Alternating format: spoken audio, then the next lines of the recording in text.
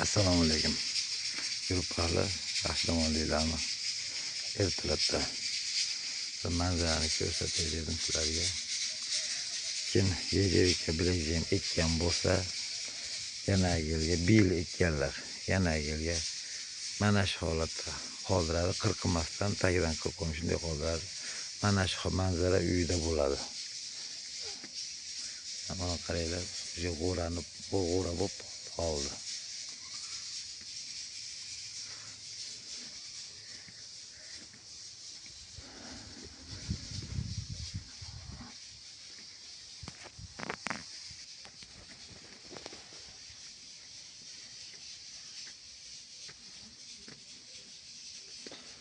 Ertaga bu mevaga tushganda ko'rsanglar, mana shu yerda qop-qora bo'lib, shunaqa chiroyli bo'lib turadi.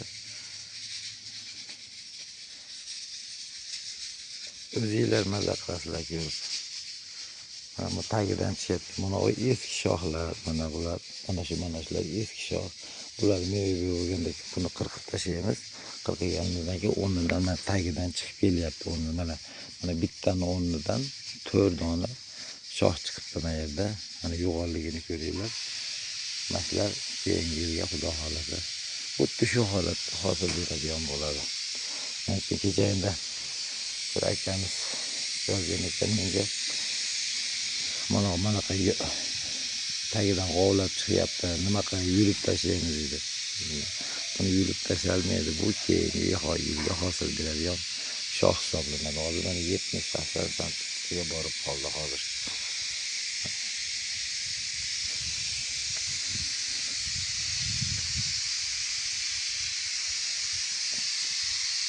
Hammalarga shunaqa dehqonchilik qilish nasib qilsin sizlarga ham, hammalarga. Mana ko'p ejavikani yaxshi niyat bilan olib ekilyaptimi? Xuddi mana shu holatda yana yilga sizlarda ham shu holatda hosil bo'ladi xudo xolasa.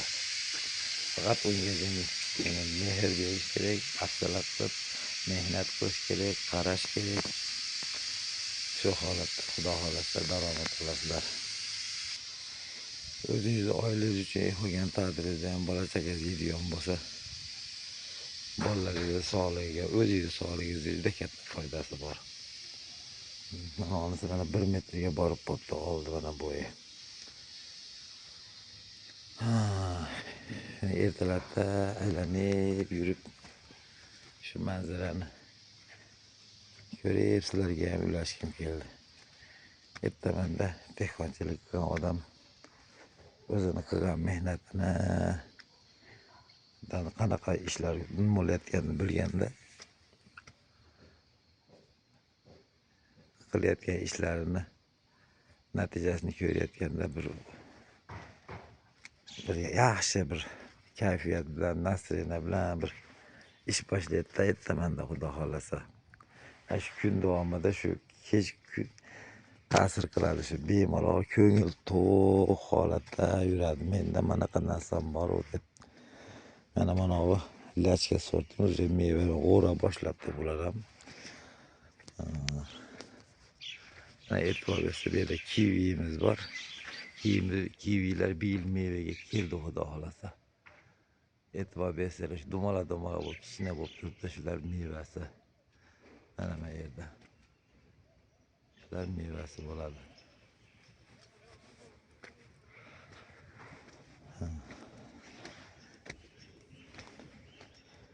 Mana shu holatda sizlar birga ko'rib, sizlar bilan birga bo'lishkim keldi.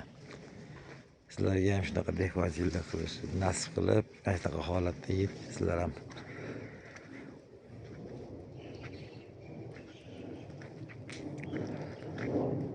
manaqa natijalarga erishishinglarni Xudodan so'rab, bitta o'zimga bo'lmasin, hammaga bo'lsin. Hamma shunaqa chiroyli holatda dehqonchilik qilib, yaxshi daromadlar topishsin hammasi.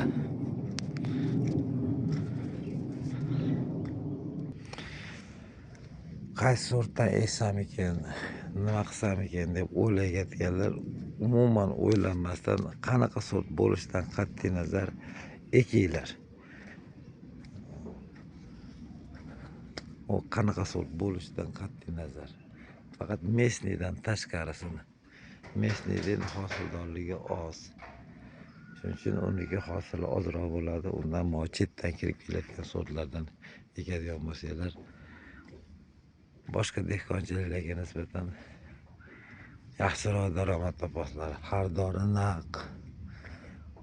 Bu hali sal ko'payadigan bo'lguncha ancha yil bor. Shuning uchun qo'rqmasdan olib eksanglar bo'laveradi.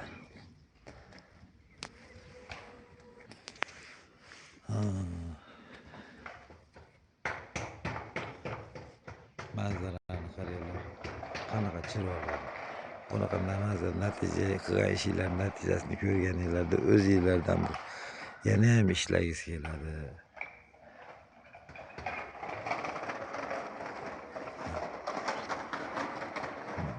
Shuning uchun harakat qilinglar. Ozgina ekmasam bo'ldi deydiganlarga men unaqaga qarshiman. Ekinglar deb. Imkon darajada ekib harakat qilinglar. Nimaki boshqa dehqonchilik yana qaytaraman, boshqa dehqonchilikka nisbatan bu ko'proq daromad beradi. Uyingizga ekib bersangiz, oilangizdagilar, uyingizda ayolingiz sizdan pul so'ramaydi.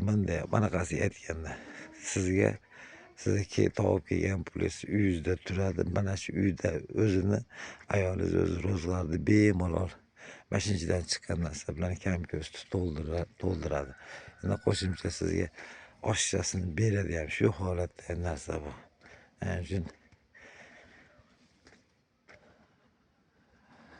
men hammanglarga ham shuni tavsiya qilaman. Ekinglar. Ekib foydalaninglar sizlar ham. Bugun mana 16 aprel ekan. 26-yil. Mana shu kungi holat. Salomat bo'linglar. Ishinglarga rivoj, hammanglarda joninglar sog' bo'lsin. Xonadonlarga tinchlik, xotirjamlik bersin.